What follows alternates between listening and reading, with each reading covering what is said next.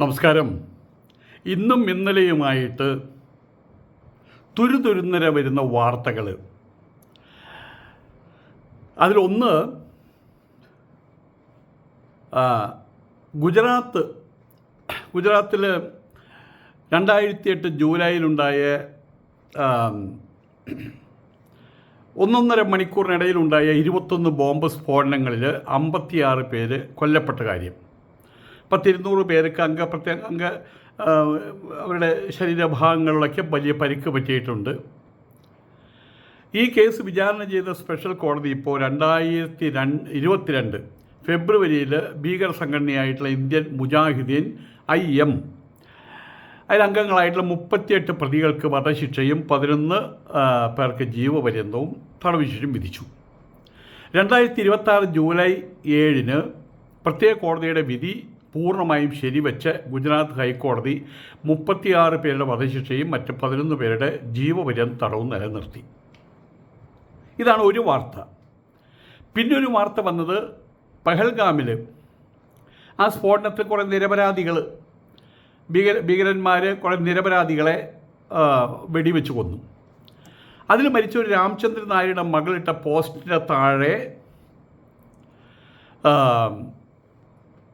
Saudi അറേബ്യയിൽ ഇരുന്നുകൊണ്ട് ഒരുത്തൻ ചെയ്ത വൃത്തികേടുകൾ, അതായിരുന്നു അടുത്ത വാർത്ത വന്നത്. അതിനുശേഷം വരുന്ന വാർത്ത ഉസ്ബെക്കിസ്ഥാനിൽ ഒരു പെൺകുട്ടിയെ മതം മാറ്റത്തിൻ്റെ പേരിൽ, മതം മാറിയില്ല എന്നുള്ളതിൻ്റെ പേരിൽ ആ കുട്ടിയെ കൊന്നു എന്ന് മാത്രം പറയുന്നതിൽ അർത്ഥമില്ല. അംഗപ്രത്യംഗം അടിച്ച് ഉടച്ച് ചതച്ച് ആ രീതിയിൽ ചിത്രവധം ചെയ്തു. ഇന്ന് വരാനിരുന്ന കുട്ടിയാണ്, അവിടെ വരുന്നത് പെട്ടിയാണ് വന്നത്, കുട്ടിയല്ല വന്നത്. ഇങ്ങനെ നിരവധി കാര്യങ്ങൾ വരുന്ന സമയത്ത് നമുക്ക് നമ്മുടെ മുഖം വേറൊരു ഭാഗത്ത് തിരിച്ചു വയ്ക്കാൻ പറ്റില്ല. ചില സത്യങ്ങൾ അവശേഷിക്കുന്നുണ്ട്. കേരളത്തിൽ ഇന്ന് മുസ്ലിങ്ങൾ എന്ന് പറഞ്ഞാൽ, ഞാനിത് പറയുമ്പോൾ എല്ലാ മുസ്ലിങ്ങളെ ഉദ്ദേശിച്ച് തന്നെയാണ് പറയുന്നത്. അവരെ ഒരു സാധാരണ വീട്ടമ്മ, സാധാരണ ഒരു വീട്ടിലെ ഒരു ഹിന്ദു വീട്ടിലൊരു വീട്ടമ്മ, അല്ലെങ്കിൽ ക്രിസ്ത്യൻ വീട്ടിലൊരു വീട്ടമ്മ, നിങ്ങൾ രഹസ്യമായിട്ടൊന്ന് ഒരു സർവേ നടത്തി നോക്ക്. അവരെല്ലാവരും മുസ്ലിങ്ങളെ വെറുക്കുന്നുണ്ട്, അറപ്പോടുകൂടി നോക്കിക്കാണുന്നുണ്ട്, അതിലുപരി ഭയത്തോടുകൂടി നോക്കിക്കാണുന്നുണ്ട്. അവിടെയാണ് പ്രശ്നം. ഭയത്തോടുകൂടി നോക്കിക്കാണുന്നുണ്ട്. ഇത് വെറുതെ ഇങ്ങനെ പറഞ്ഞ് പരത്തി ഉണ്ടാക്കിയതല്ല. അവിടെ അൽ-ഖ്വയ്ദയോ അല്ലെങ്കിൽ വേറെ ഏതെങ്കിലും ഭീകര IS അവർ ചെയ്തതിൻ്റെ പേരിലല്ല ഈ വെറുപ്പും മറപ്പും ഉണ്ടാക്കിയിട്ടുള്ളത്. ഇവിടെയുള്ള ആളുകളുടെ കയ്യിലിരിപ്പ്, പ്രത്യേകിച്ചും ഇപ്പോൾ അധികാരം ഞങ്ങളുടെ കയ്യിലാണ്. ഒരു കോമാങ്ങ, ഒരു എന്തായാലും പറയാം, ഒരു തൊലിയേപ്പൻ അവിടെ ഇരുന്ന് ഭരിക്കുന്നുണ്ട്. അവൻ 100%, പേരെന്താ, സതീശൻ കോയ, അവൻ 100% ഇവർക്ക് വേണ്ടി ശങ്കടി പാടുന്നവനാണ്. ആയതുകൊണ്ട് തന്നെ ഇവരുടെ ഊറ്റം വർദ്ധിച്ചിട്ടുണ്ട്.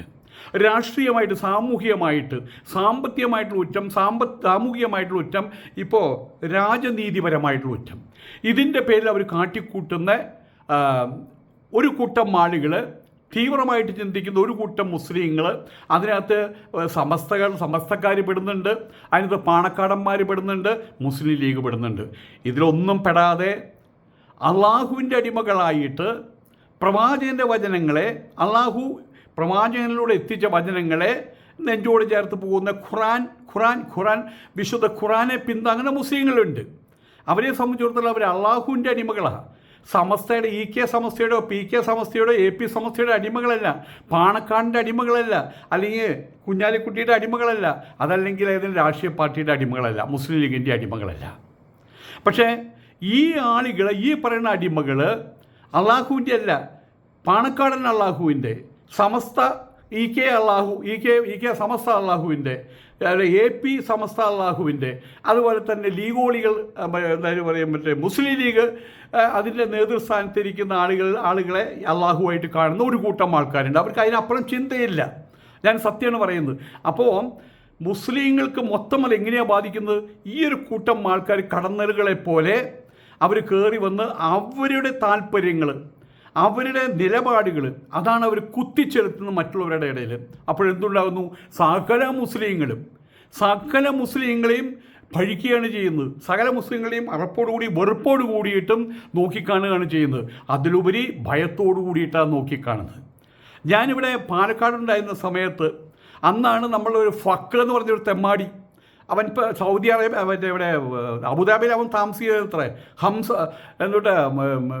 എന്താ സിംഹറുളോ ഹംസറുളോ ഒരു ഫക്കണവൻ, അവന് പറ്റിയ പേരാണവൻ.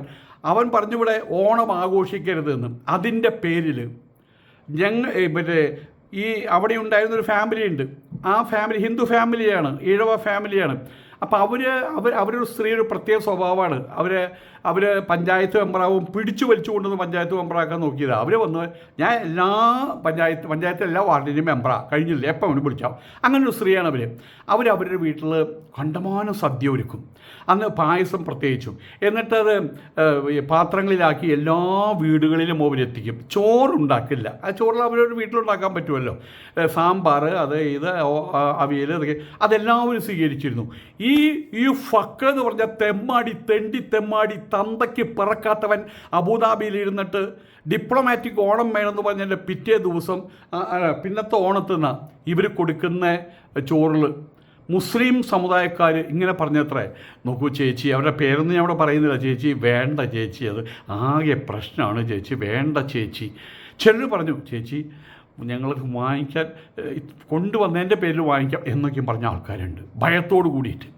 അതോടുകൂടിയിട്ട് ആ വീട്ടുകാർ ഈ മുസ്ലിം സമുദായത്തെയും അവിടെയുള്ള മറ്റുള്ള ആർഎസ്സുകാരും മറ്റുള്ള ആൾക്കാരും എന്ന് പറയാം, ഇപ്പം എന്തായി ചേച്ചി, ഇവർക്കൊന്നും മതേതരത്വത്തെക്കുറിച്ച് സംസാരിക്കാൻ കഴിയില്ല ചേച്ചി. കാരണം അവരെ പഠിപ്പ് അങ്ങനെയാണ്, മദ്രസയിലെ പഠിപ്പ് അങ്ങനെയാണ്. മറ്റെല്ലാവരെയും അവരുടെ പാതയിലല്ലാതെ, അതായത് അവരുടെ പാത എന്താണ്? ഖുറാൻ്റെ പാതയൊന്നുമല്ല. ഇവിടെ കറുപ്പ പാടുണ്ടാവണം, അതുപോലെ തന്നെ മീശ പഠിക്കണം, താടി ഉണ്ടാകണം, തലയിൽ കൂടെ ചാക്ക് മൂടണം, അപ്പിക്കുപ്പായ ഇടണം. അങ്ങനെയല്ലാത്തവരെ മുഴുവൻ വെട്ടിക്കൊള്ളണം എന്ന് പറഞ്ഞ് നടക്കുന്ന ആൾക്കാരെ അവർക്ക് ഒരിക്കൽ പോലും ഉള്ളുകൊണ്ട് മതേതരവാദികളാകാൻ അവർക്ക് പറ്റില്ല. ആ ഒരു സത്യം അന്ന് അവർ മനസ്സിലാക്കി. ഇങ്ങനെ കേരളത്തിലെ എല്ലാ ഹിന്ദു വീട്ടമ്മമാരും ഹിന്ദു ആൾക്കാരായിട്ടുള്ള ആളുകൾ, മൊത്തത്തിൽ ചിന്തിക്കുന്ന ആളുകൾ, ചുഴിഞ്ഞ് ചിന്തിക്കാത്ത ആളുകൾ അവരിപ്പോൾ, അതുപോലെ ക്രിസ്ത്യാനികളും അവർക്കെന്ന അറപ്പാണ്, വെറുപ്പാണ്, ഭയമാണ്. ഒരു ക്രിസ്ത്യാനിക്ക് ഒരു ഹിന്ദുവിനെ അവർ തമ്മിൽ എന്തെങ്കിലും അങ്ങോട്ടൊരു കൊഞ്ഞനം കുത്തും, പക്ഷെ ഭയമില്ല. ഒരു ഹിന്ദുവിനെ ഭയമില്ല, ഒരു ഹിന്ദുവിന് ക്രിസ്ത്യാനിയെ ഭയമില്ല. പക്ഷേ ഇവിടുത്തെ ഹിന്ദുക്കൾക്കും ക്രിസ്ത്യാനികൾക്കും ഇപ്പോൾ അവർക്ക് മുന്തി നിൽക്കുന്ന വികാരം ഭയമാണ്. ഈ മറ്റേ മുസ്ലിങ്ങളോട് ഭയമാണ്. അങ്ങനത്തെ കാര്യങ്ങളല്ലേ ഇവിടെ കാണുന്നത്. എന്നോ നടന്ന സംഭവത്തിൻ്റെ പേരിൽ ഇപ്പോൾ 38 പ്രതികൾക്ക് വധശിക്ഷ കിട്ടിയ ആൾക്കാർ ചിന്തിക്കാൻ തുടങ്ങി. എന്താ സംഭവം? അയ്യോ അത് പറയാതിരിക്കാൻ വയ്യ. പറഞ്ഞാൽ നിങ്ങൾക്ക്, അതായത് രാജ്യത്തെ വിറപ്പിച്ച കൊലപാതകമാണ് അവർ നടത്തിയത്. രാജ്യത്തെ വിറപ്പിക്കുകയാണ് ചെയ്തത്. ഇവിടെ മറ്റെന്തായാലും പറയുക, നമ്മളുടെ അഹമ്മദാബാദ് സ്ഫോടനത്തിൽ 38 ഭീകരന്മാർ അവരെയാണ് പ്രതികളായിട്ട് പിടിച്ചത്. അവർക്ക് തൂക്കുകയർ വധശിക്ഷ ശരിവെച്ചു. 38 പേർക്കാണ് തൂക്കുകയർ വധശിക്ഷ ശരിവെച്ചിട്ടുള്ളത്. ഇതേപോലെ തന്നെ ഇപ്പം ബംഗാളിൽ, അതുപോലെ ഇതേപോലെ മണിപ്പൂരിൽ ഭീകരാക്രമണം നടത്തി കുക്കികളെ കൂട്ടക്കൊരുന്നി നടത്തി. ഇങ്ങനെ ഒരുപാട് സ്ഥലങ്ങളിൽ ഇന്ത്യയിൽ ഇതുവരെ കാണാത്ത രീതിയിൽ മതപരമായിട്ടുള്ള അടിതല്ലുകൾ, വെട്ടുകുത്തുകൾ, കൊലപാതകങ്ങൾ, അതിൻ്റെ ഒരു പരമ്പര ഇവിടെ നടന്നുകൊണ്ടിരിക്കുകയാണ്.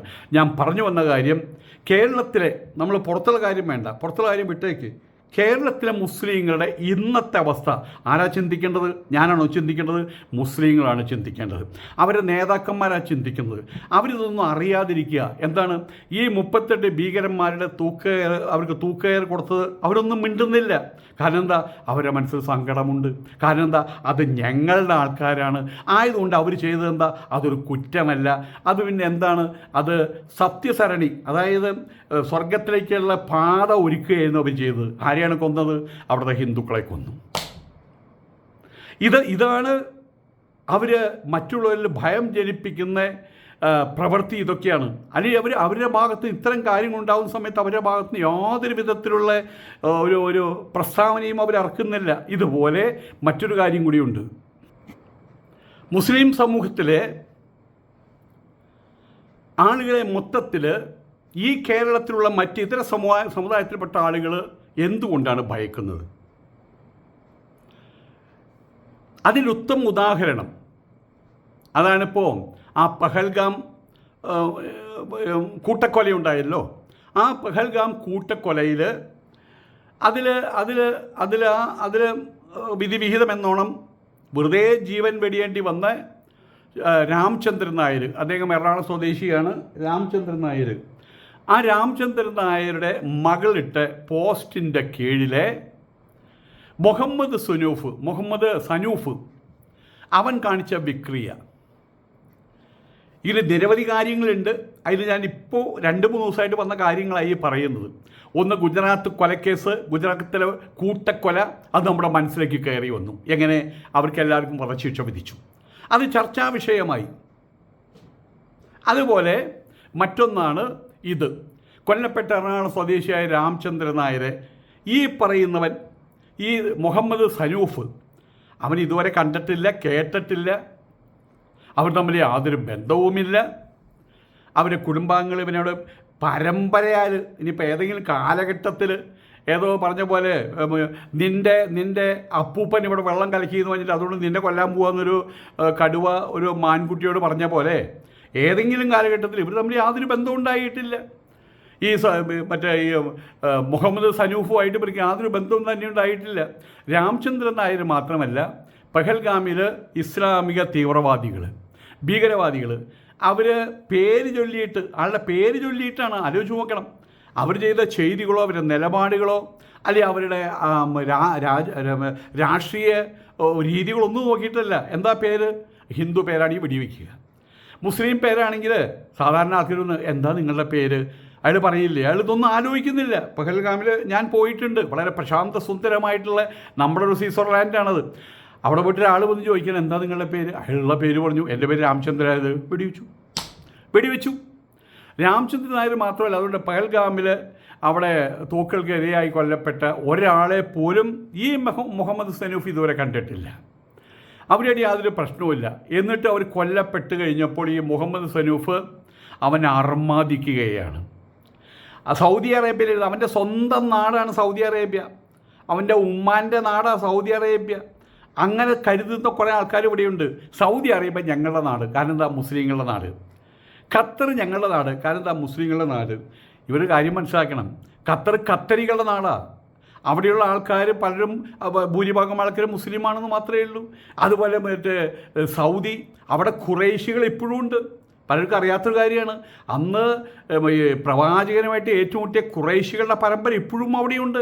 അവരുടെ ദൈവങ്ങൾ ആരാധിക്കുന്നുണ്ട്, അവരും അവിടെയുണ്ട്. ആയതുകൊണ്ട് അത് മുസ്ലിങ്ങളുടെ നാടല്ല, അത് സൗദികളുടെ നാടാണ്. UAE അവിടെ എമിറാത്തികളുടെ നാടാണ്. ബഹ്റൈനികളുടെ നാടാണ്. ഒമാനികളുടെ നാടാണ്. അവർക്ക് തമ്മിൽ അങ്ങോട്ടും ഇങ്ങോട്ടും പോകണമെങ്കിൽ എന്ത് ചെയ്യണം? പാസ്പോർട്ട് വേണം, വിസ വേണം അവിടെ. അതുകൊണ്ട് തന്നെ ഇവരത് മനസ്സിലാക്കാതെ ഞങ്ങളുടെ നാട്, അവിടെ ഞങ്ങൾക്ക് എന്തും പറയാം. സൗദി അറേബ്യയിലിരുന്ന് അവൻ അവിടെ നിന്ന് എന്തും പറഞ്ഞു. ആ കൂട്ടത്തിൽ അവൻ ഈ കാഫറുകളെ കൊന്നുകളഞ്ഞത്, ഈ പറയുന്ന രാമചന്ദ്രൻ നായർ അടക്കമുള്ള ആളുകളെ, അവരിങ്ങനെ കാഫറുകളായത് അമുസ്ലിങ്ങളായതുകൊണ്ട് ഈ കാഫറുകളെ ഇങ്ങനെ കൊന്നുകളഞ്ഞത് നന്നായി എന്നാണ് അഭിപ്രായപ്പെട്ടത്. അതുമാത്രമല്ല, കാശ്മീർ ഞങ്ങൾ പിടിച്ചടക്കും. ഇവനവിടെ ഇരുന്ന് എഴുതിയതാ ഈ മുഹമ്മദ് സനൂഫ്. ഞങ്ങളെന്ന് പറഞ്ഞാൽ ആരാണ്? മുസ്ലിങ്ങൾ മാത്രമല്ല, മുസ്ലിങ്ങൾക്ക് അകത്തുള്ള ഭീകരവാദികൾ, എക്സ്ട്രീമിസ്റ്റുകൾ, തീവ്രവാദികൾ, അത് ഞങ്ങൾ പിടിച്ചെടുക്കും.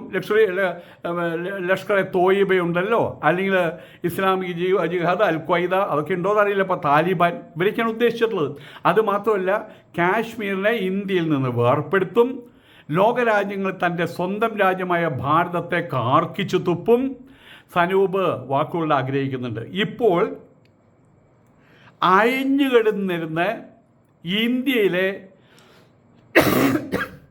ഹിന്ദു അഭിത പേറുന്ന ആളുകൾ അവിടുന്ന് മുറുകാൻ തുടങ്ങി. അയഞ്ഞ് ഇവിടെ ഭരിച്ചിരുന്ന ആരാണ്? എന്തായാലും പറയാം, വത്തിൻകാരൻകാർ ഭരിച്ചൊരു കാലഘട്ടം ഉണ്ടായിട്ടുണ്ട്. സോണിയാഗാന്ധി പുറകിൽ നിന്ന് 2 ടേം നരസിംഹറാവുവിനെ കൊണ്ട് ഭരിപ്പിച്ചു. അന്ന് അവിടെ AK ആൻ്റണി നിവർന്ന് നിൽക്കവയ്യ പേരർജുനൻ, അയാളാണ് 2ാം സ്ഥാനം. ആഭ്യന്തരമന്ത്രിയോ എന്താ പ്രതിരോധ മന്ത്രി ആയിട്ട് വന്ന് അത് വെയിലത്ത് കൂടെ നടന്ന തലകറങ്ങി വീഴും. പക്ഷേ അയാളുടെ ഗുണം എന്തായിരുന്നു? അയാൾ ഏത് വിധത്തിലാണ് ക്വാളിഫൈഡ് ആയത്? ക്രിസ്ത്യാനിയായിരുന്നു. അതെല്ലാം വീട് പോയി. ഇവരെ സംബന്ധിച്ചിടത്തോളം ഒരിക്കൽ ഞാൻ അവരുമായിട്ട് പറഞ്ഞു, എന്താണ് നിങ്ങളുടെ പ്രശ്നം? പറഞ്ഞു വന്നപ്പോൾ അവരുടെ പ്രശ്നം RSS അല്ല, അവരുടെ പ്രശ്നം മറ്റേ നരേന്ദ്രമോദിയല്ല, അവരുടെ പ്രശ്നം കോൺഗ്രസ് അല്ല, അവരുടെ പ്രശ്നം ഈ നാട് മുഗളന്മാരുടെ നാടാണ്. അത് ബ്രിട്ടീഷുകാരുടെ ഭരണത്തിന് ശേഷം അത് ഹിന്ദുക്കളുടെ കയ്യിൽ വന്നു ചേർന്നു. അത് ഞങ്ങൾക്ക് തിരിച്ചു വേണം, ഈ നാട് ഞങ്ങൾക്ക് വേണം. അതാണ് ആത്യന്തികമായിട്ട് അവർ പറയുന്നത്. അവിടെ RSS ഓടിക്കലോ അല്ലെങ്കിൽ സംഘപരിവാരത്തെ ഇല്ലാണ്ടാക്കലല്ല, ഈ നാട് ഞങ്ങൾക്ക് വേണം. അതാണ് ഇവർ എഴുതിയത്. കാശ്മീർ ഞങ്ങൾ പിടിച്ചെടുക്കും, ഒപ്പം കാശ്മീരിനെ ഇന്ത്യയിൽ നിന്ന് വേർപ്പെടുത്തും, ഒപ്പം സനൂപിൻ്റെ സഹോദരങ്ങളായ ഇസ്ലാമിക ഭീകരവാദികൾ ഇന്ത്യയിലേക്ക് കടന്നു കയറി മുസ്ലിങ്ങളെ മാത്രം, ഓർക്കുക, ഇന്ത്യയിലേക്ക് കടന്നു കയറിയിട്ട് മുസ്ലിങ്ങളെ മാത്രം സംരക്ഷിക്കും, ബാക്കിയുള്ള കാഫറുകളായിട്ടുള്ള ക്രിസ്ത്യാനികളെയും ഹിന്ദുക്കളെയും സിഖുകാരെയും ജൈനമാരെയും ഒക്കെ ഇട്ട് എല്ലാവരെയും കൂട്ടമായിട്ട് നശിപ്പിച്ചിരിക്കും എന്നും പറയുന്നു. അതിൻ്റെ അർത്ഥം എന്താണ്? ഈ നാട് ഞങ്ങളുടേതാണ്, ആയതുകൊണ്ട് തന്നെ ഈ നാട്ടിലുള്ള ഞങ്ങളുടേതല്ലാത്ത എല്ലാവരെയും ഞങ്ങൾ പൂശും, എല്ലാവരെയും ഞങ്ങൾ മറ്റേ ഇവിടെ കയറി വന്നിട്ട് ഇവിടുത്തെ ഹിന്ദുക്കളെ ക്രിസ്ത്യാനിസ് കയറി എല്ലാവരും ഞങ്ങൾ പൂശിയിരിക്കും.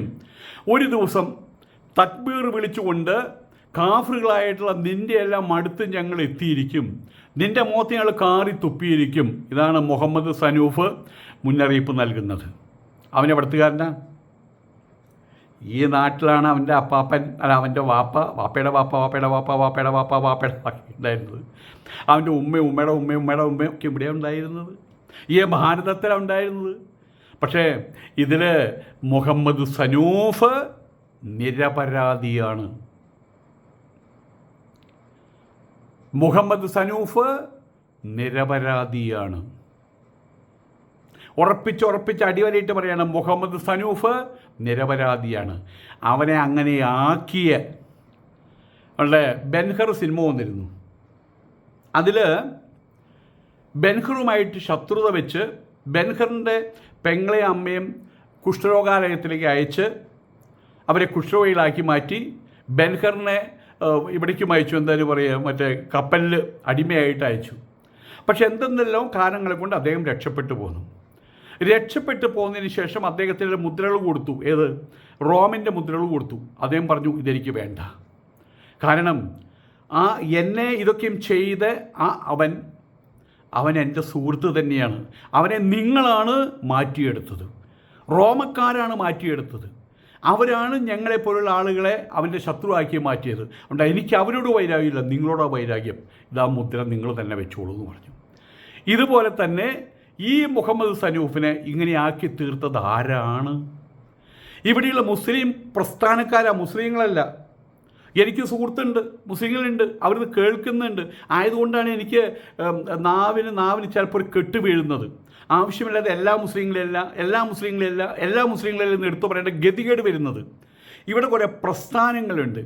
അതിൽ മുസ്ലിം ലീഗുണ്ട്, സമസ്തകളുണ്ട്, അതുപോലെ തന്നെ പാണക്കാടന്മാരുടെ അടിമകളൊക്കെ ഉണ്ട്. ഇവരാണ് ഇതിൻ്റെ ഇങ്ങനെയുള്ള അവർ നടത്തുന്ന മദ്രസകൾ, അവിടെയുള്ള തലയെക്കെട്ടുകാർ, അവരൊക്കെയാണ് മുഹമ്മദ് സനൂഫ് എന്ന് പറയുന്നവനെ ഇങ്ങനൊരു വൃത്തികെട്ടവനാക്കി മാറ്റിയത്. അതുകൊണ്ടാണ് ഞാൻ പറഞ്ഞത് മുഹമ്മദ് സനൂഫ് നിരപരാധിയാണ്. അവനെക്കൊണ്ട് അവൻ്റെ നാവ് പിടിച്ച് അങ്ങനെയാണ് വളച്ചൊടിച്ച് അങ്ങനെ പറയാനേ പറ്റുള്ളൂ. അവന് ഇലാമപ്പഴം കൊടുത്ത് അവൻ്റെ സർവ്വ ഇന്ദ്രിയങ്ങളെയും തളർത്തിയിട്ട് കഴിഞ്ഞു. ഇനി അവൻ ഒന്നേ കാണുള്ളൂ, ഒന്നേ കേൾക്കുള്ളൂ, ഒന്നിനു വേണ്ടിയേ പ്രവർത്തിക്കുള്ളൂ. അവന് അവസാനം പറഞ്ഞു കൊടുത്ത അതാണ് തീവ്രവാദത്തിന് ചില എലിമെൻറ്റുകൾ. അതാണ് അവ പുറത്തു വരുന്നത്. ഒപ്പം ഇരുന്ന് പഠിച്ച അന്യമതസ്ഥരായിട്ടുള്ള സഹപാഠികൾ, ആ സഹപാഠികളെ പോലും കൊല്ലുമെന്ന് പറഞ്ഞുകൊണ്ടാണ് ഇവൻ സ്വന്തം രാജ്യത്തെ അവഹേളിച്ചിട്ടുള്ളത്. വെറുമൊരു സന്ദർശകനായിട്ട് ഒരു തീർത്ഥയാത്ര പോലെ ഭാരതത്തിൽ എവിടെ പോയാലും തീർത്ഥയാത്രയാണ്. കാരണം ഭാരതം ഒരു പുണ്യഭൂമിയാണ്. ഒരു കാലത്ത് ഭാരതം മാത്രമേ ഉണ്ടായിരുന്നുള്ളൂ, ഒരു പുണ്യഭൂമിയാണ്. ആ പുണ്യഭൂമിയിൽ തീർത്ഥയാത്ര, ടൂറിസ്റ്റ് എന്ന് നമുക്ക് വിളിക്കാം. ആ ഒരു ടൂറിസ്റ്റ് കേന്ദ്രം ഈ രാജ്യത്തെയാണെന്ന് മനസ്സിലാക്കണം. പഹൽഗാം, അവിടെ പോയ സമയത്ത് കാശ്മീരിലെ ഇസ്ലാമിക തീവ്രവാദികൾ അവരുടെ മതഭ്രാന്തിൻ്റെ മുമ്പിൽ ജീവിതം വിടിയേണ്ടി വന്ന ഒരു നിരപരാധിയായിട്ട് രാമചന്ദ്രൻ നായർ അവരുടെ മകളുടെ പ്രതികരണത്തിൻ്റെ താഴെ വർഷം തികഞ്ഞപ്പോൾ നമ്മൾ അതിൻ്റെ പ്രതികരണത്തിൽ അവരുടെ അച്ഛനെ ഒന്ന് സ്മരിച്ചു. അതിൻ്റെ താഴെ ഈ മുഹമ്മദ് സനൂഫ് എഴുതിയ പരാമർശങ്ങളാണ് നേരത്തെ നമ്മൾ വായിച്ചത്. അത് നടത്താൻ എന്താണ് അവൻ ഇത്രയും ക്രൂരമായിട്ടുള്ള ചിന്തിച്ച ഘടകം എന്താണ്? അത് ഞാൻ പറഞ്ഞു കഴിഞ്ഞു. ഒന്ന് മാത്രമാണ് മുഹമ്മദ് സനൂഫിൻ്റെ മതം. മുഹമ്മദ് സനൂഫിൻ്റെ മതഭ്രാന്ത് വിവിധ മതഗ്രന്ഥങ്ങളിൽ നിന്നും അവൻ പഠിച്ച കാര്യങ്ങൾ അവനെ പഠിപ്പിച്ച കാര്യങ്ങൾ അതേത് രീതിയിലും വ്യാഖ്യാനിച്ച് കൊടുക്കാമല്ലോ. ഇവിടെ മനസ്സിലാക്കേണ്ട ഒരു കാര്യമുണ്ട്. ഈ മനസ്ഥിതിയുമായിട്ട് മുഹമ്മദ് സനൂഫ് ഇപ്പോൾ അറസ്റ്റിലാണ്. അവൻ എവിടേക്കോ കൊണ്ടുപോയി. ഇനി എവിടേക്കോ കൊണ്ടുപോയി എന്ന് പറഞ്ഞാൽ അവിടേക്കോ ഒന്നും അറിയില്ല. ഇനി അവൻ പുറത്ത് വരുമോ വരില്ല എന്നൊന്നും അറിയില്ല. അതാണ് സ്ഥിതി. ഇന്നത്തെ സാഹചര്യത്തിൽ ഇങ്ങനെ ജനദ്രോഹം രാജ്യദ്രോഹം ചെയ്ത ആളെ പിടിച്ചു കൊണ്ടുപോയി പിന്നെ അവൻ നാട് കാണുമെന്ന് അറിയില്ല. അതാണ് ഇന്നത്തെ സ്ഥിതി. അതങ്ങനെ തന്നെ വേണം. അത് വേറൊരു കാര്യം. അപ്പോൾ ഏതായാലും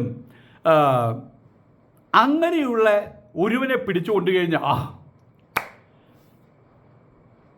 ഇവിടെ പുറത്ത് മുള പൊട്ടിയ ഒരുത്തനെ മാത്രമേ പിടിച്ചിട്ടുള്ളൂ. പക്ഷേ ഇതേപോലെ മനസ്ഥിതിയുമായിട്ട് ഇവൻ നമ്മളുടെ ഒപ്പാണല്ലോ ജീവിച്ചത്. നമ്മൾ അവനെ തിരിച്ചറിഞ്ഞിട്ടുണ്ടായിരുന്നില്ല. ഇതേപോലെ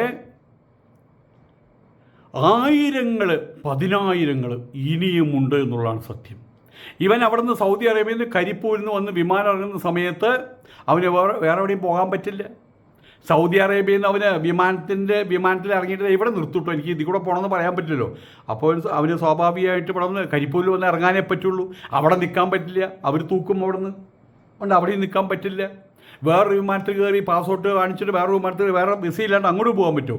ഗതി കെട്ടവൻ കരിപ്പൂരിലെത്തിയ സമയത്ത് പോലീസ് പിടിയിലകപ്പെട്ടു. അങ്ങനെ ചെയ്തില്ലെങ്കിൽ ഈ യുവാവ് നമ്മളുടെ ഒപ്പം ഈ മനോഗതമായിട്ട് ഇവിടെ ജീവിച്ചേനെ. അതുപോലെ തന്നെ 10,000 ഇവിടെ ഉണ്ട് എന്നുള്ളതാണ് സത്യം. അതിന് നമുക്ക് നിഷേധിക്കാൻ കഴിയില്ല. ഈ നാട്ടിൽ ഏതെങ്കിലും തൊഴിലെടുത്ത് അവൻ ജീവിക്കും. അവൻ്റെ ഉള്ളകത്തിൽ എന്തായിരിക്കും? ഈ ഒരു ചിന്തയായിരിക്കും. തനിക്ക് ഇഷ്ടപ്പെടാത്ത താൻ നരകമെന്ന് വിധിക്കുന്ന ഈ നാട്ടിൽ അല്ലെങ്കിൽ പടച്ചോനെ എനിക്ക് താമസിക്കേണ്ട ഗതികേട് വന്നല്ലോ എന്ന രീതിയിലാണ് ഇവിടെ ജീവിക്കുക. ഇവിടെയാണ് അപകടം. ഇതുപോലെ മതഭ്രാന്തന്മാരായുള്ള 10,000 മുഹമ്മദ് സനൂഫുമാർ നമുക്കിടയിലുണ്ട്.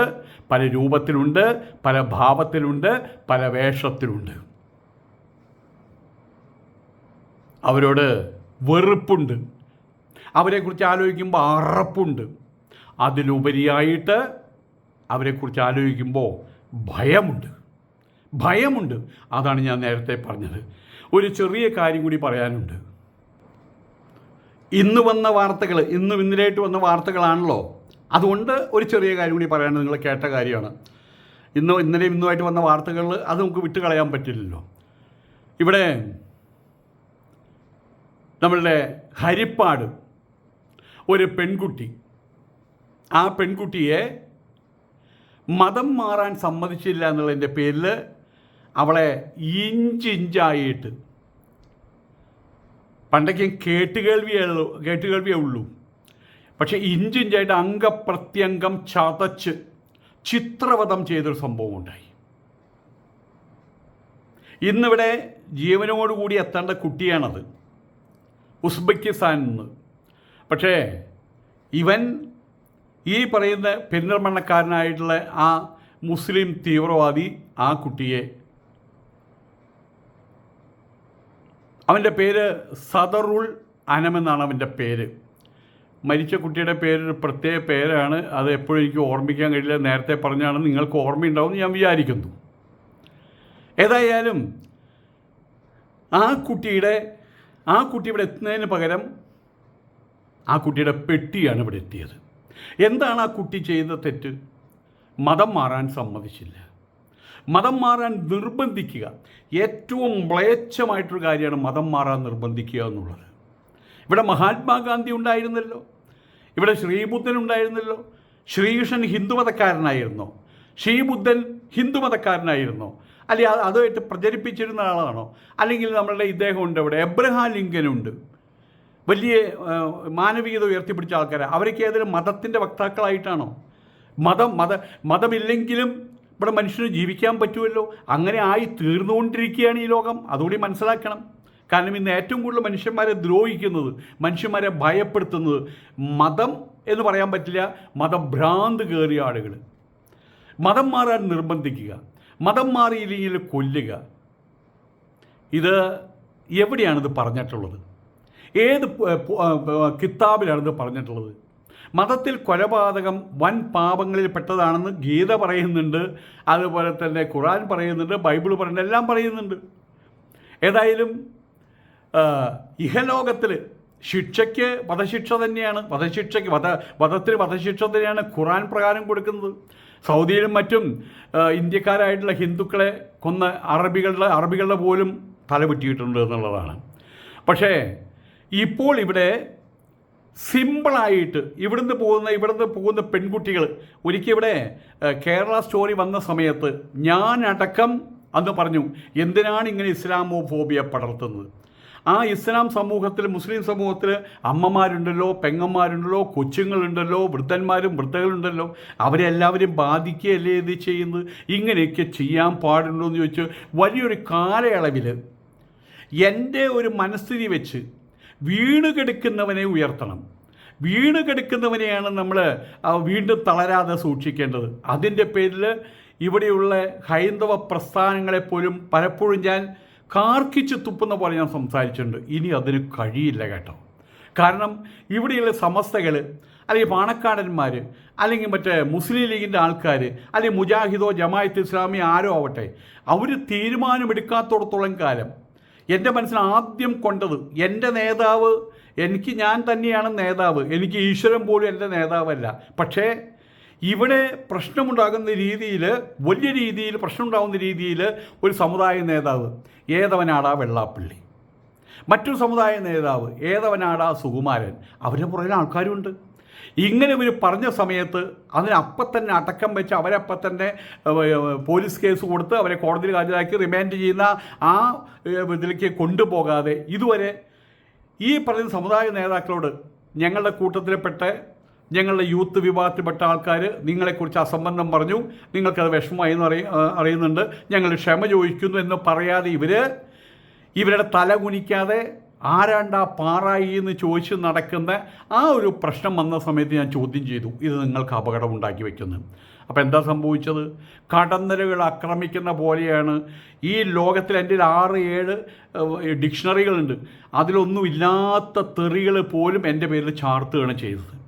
മാത്രമല്ല എൻ്റെ വീഡിയോ കാണുന്നൊരു തെണ്ടിച്ചക്കനുണ്ട്, മറ്റേ ഇവിടെ അവനെ കാണുമ്പോൾ തന്നെ അറപ്പാണ്, വാസ്തവത്തിൽ അറപ്പാണ്. മറ്റേ ഇവിടെ മദനി എന്ന് പറഞ്ഞ ഒരുത്തൻ ഇവിടെ ആലപ്പുഴയിൽ, അവൻ പറഞ്ഞ എൻ്റെ വീഡിയോ കാണരുത്, എന്നെ കേൾക്കരുത്. ഇവിടെ ഒരു കാര്യം മനസ്സിലാക്കണം, ഇവർ കണ്ണ് പൊത്തിക്കഴിഞ്ഞാൽ സൂര്യൻ എന്ന സത്യം അവിടെ ഉദിക്കാതിരിക്കൂ. ഇവർ കണ്ണ് പൊത്തിക്കഴിഞ്ഞാൽ ഈ ലോകം മറഞ്ഞുപോയി എന്നാണോ ഇവർ കരുതുന്നത്? ആയതുകൊണ്ട് തന്നെ ഇവർ കാര്യം മനസ്സിലാക്കേണ്ടതുണ്ട്, ഇവർ മാറേണ്ടിയിരിക്കുന്നു. ഈ തീവ്രവാദ രൂപത്തിലുള്ള കാര്യങ്ങൾ ഏറ്റുവാങ്ങുകയും ഏൽപ്പിച്ചു കൊടുക്കുകയും അത് പ്രവർത്തനത്തിൽ അതാണ് മതമെന്ന് കരുതുന്ന ആളുകളെ നിങ്ങൾ നിരക്കി നിർത്തണം. അല്ലെങ്കിൽ ഇവിടെയുള്ള സകല മുസ്ലിങ്ങളെയും ഇതര സമൂഹങ്ങൾ നിലയ്ക്ക് നിർത്തും. അത് വലിയ അപകടകരമായിട്ട് മാറും. കാരണം അതിൽ ഒഫൻസീവ് രീതി ഉണ്ടാവും, ഡിഫെൻസീവ് രീതി ഉണ്ടാവും. അങ്ങനെ വരുന്ന സമയത്ത് ഇങ്ങോട്ട് അവർ കരുതി വെച്ചിരുന്ന ആയുധം, അതിനേക്കാൾ മൂർച്ചയുള്ള ആയുധം ചിലപ്പോൾ അപ്പുറത്തുണ്ടായിരുന്നു വരാം. അങ്ങനെ വരാതിരിക്കട്ടെ. കുന്തിരിക്കം എല്ലാവർക്കും കിട്ടും സൂപ്പർ മാർക്കറ്റിൽ പോയി കഴിഞ്ഞാൽ. പിന്നെ വേറെന്താ കരുതിക്കൊള്ളാൻ പറഞ്ഞില്ലേ, അതൊക്കെയും അപ്പുറത്ത് പോയി അവിടെ ക്രിസ്ത്യാനികൾക്കും കിട്ടും, ഹിന്ദുക്കൾക്കും കിട്ടും. അവരിൽ പൈസയുമുണ്ട്. അവർ വാങ്ങാനുള്ള ആ ഒരു മനസ്ഥിതി നിങ്ങൾ ഉണ്ടാക്കിക്കൊണ്ടിരിക്കുന്നുമുണ്ട്. നിങ്ങൾ അപകടത്തിലാണ്. കാരണം എന്താണ്? നിങ്ങൾ തെറ്റുകൾ ചെയ്യുന്നു. മുസ്ലിം സമൂഹത്തിൽ ഒന്നടങ്കാണ് പറയുന്നത്, എൻ്റെ സുഹൃത്തുക്കളോടാണ് പറയുന്നത്.